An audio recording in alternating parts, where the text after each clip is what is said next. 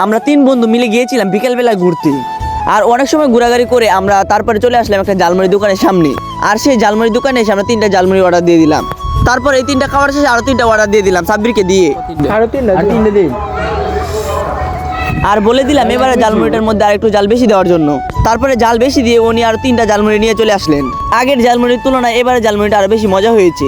আর আমি মজায় মজায় খেতে শুরু করে দিলাম। সাব্বির একটা কথা বলতেছে আপনাদেরকে শোনায়, আর এটা যদি সত্যি হয় তাহলে আমার কমেন্ট বক্সে বলে যাবেন। আফ্রিকা যেখানে না এক বেটা টেলা লইকেল পতিতালয় আছে আবার পুরুষের মাছ লাগাই দিতে না গিয়ে কি করে শারীরিক চাহিদা মেটায়। ভিটি মুখে পেঁয়াজ থেকে থাকে যাওয়া লাগবে দক্ষিণ আফ্রিকা না সপ্তাহ এই যে আমাদের গোদলা মনে লাগবে চালাবো। তারপরে কথা বলা শেষে এবং খাওয়া শেষে জালমুড়ি খাওয়া শেষে আমরা অর্ডার দিয়ে দিলাম আরো 3টা বুট। আর বুট দেওয়ার সময় আমি একটু অন্যদিকে তাকিয়েছিলাম, আর দেখতেই তো পাচ্ছেন সাব্বির আমার এখান থেকে নিয়ে খেতে শুরু করে দিল। हरामी हो बेटा। कौन है ये लोग?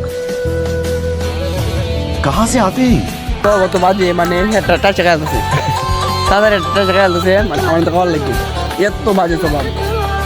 তারপরে ওই 3টা বুট খাওয়ার শেষে আমাদের 3 জনের জন্য আরো 3টা বুট নিয়ে নিলাম।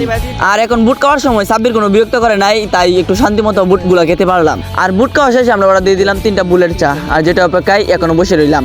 তারপরে কড়া করে বানিয়ে সুন্দর করে নিয়ে আসলো 3টা বুলেট চা, আর যেটা দেখতেও অনেক সুন্দর ছিল, দেখেন আপনারা। আর এই চাটা শুধু নামে বুলেট না, কামেও বুলেট, একবারে বুলেটের মতো লাগে। আর এই চাটা খাওয়ার জন্য আমি বিভিন্ন ধরনের এন্ট্রি দিতে শুরু করলাম। আর এর মধ্যে সাব্বির একটা কাজ সেরে ফেললো। আর লেগে রে কারণটা তা কইয়া তো কেস মানে আপনার ভাত মারছে আমরা কই না বিজয় ভাত মারছি খাইছিলাম আর আমরা খাইছি আমি লাগছে ওয়া ভাত মারছে কাজটা হচ্ছে।